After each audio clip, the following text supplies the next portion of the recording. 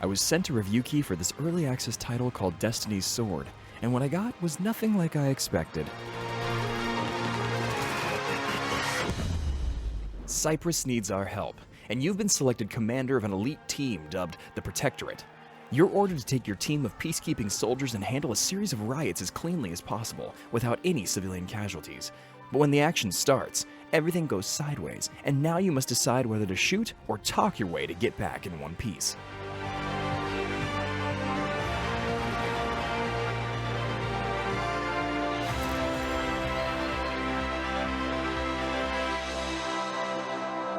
Destiny's Sword is an early access sci-fi adventure with a graphic novel makeup developed by Two Dogs Games. The story itself is composed by M.D. Cooper, known for their work on the best-selling book series Aeon 14, and the game itself feels akin to Mass Effect in the regard to making decisions that are the best for not only your team, but for the people you are charged with protecting.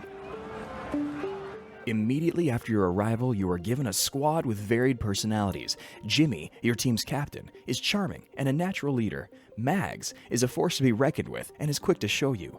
Arav, Yuri, and Jani also round out your team, and you get to know each of them personally before and after missions on Cyprus itself. The aspect of most interest to me when playing this game was the importance placed on the mental health of your squad. A huge factor of the gameplay in Destiny's Sword is communicating effectively with your team and understanding their struggles with things such as addiction, anger, anxiety, and PTSD. This translates into gameplay by the player selecting the response that most often contains empathy, as it benefits the mental condition of your squad, found on a radial wheel with positive and negative emotions, and ultimately affecting your mission. The store page for Destiny's Sword claims that the game includes an Insight Engine character AI system that gives infinite character diversity.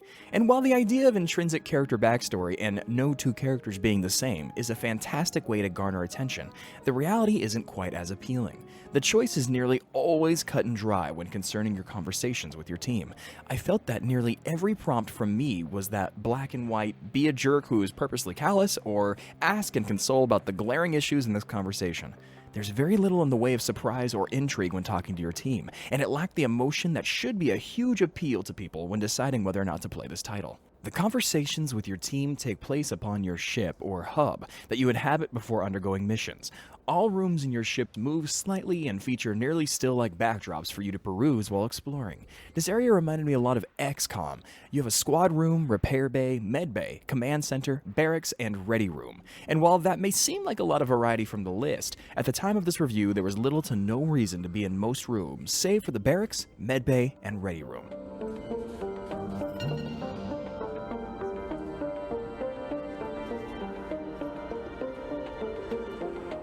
Once you've debriefed with your squad, you will head to this ready room and select a mission to undertake. At the time of review, there are 5 story missions in Destiny's Sword and 3-ish side quests that rely on you clicking around your ship for objects or people to talk to. The story missions involve the same type of gameplay one can expect from a visual novel: make choices and face the consequences of those choices. I would say 9 times out of 10, the choice for the best outcome is obvious. There aren't a lot of nuances baked into the decisions you as the player make, and it makes for a relatively shallow experience that doesn't balance out with the intended importance placed upon the human mind and psyche after participating in combat scenarios.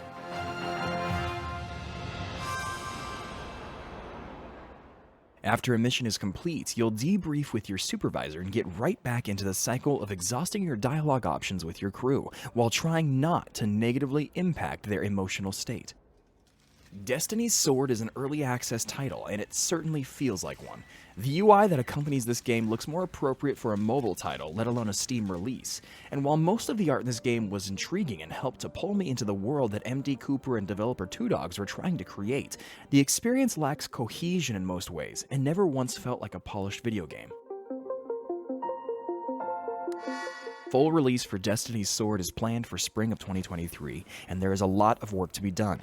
Conversations don't feel intuitive and rather like a laundry list of things to do before setting off on the mission.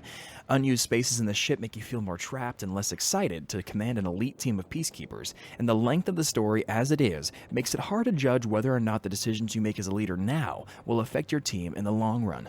While the premise and goals of Destiny's Sword are intriguing and well worth your interest, the current state and early access does the game no service and plays more like a demo. For these reasons, currently, I cannot recommend Destiny's Sword.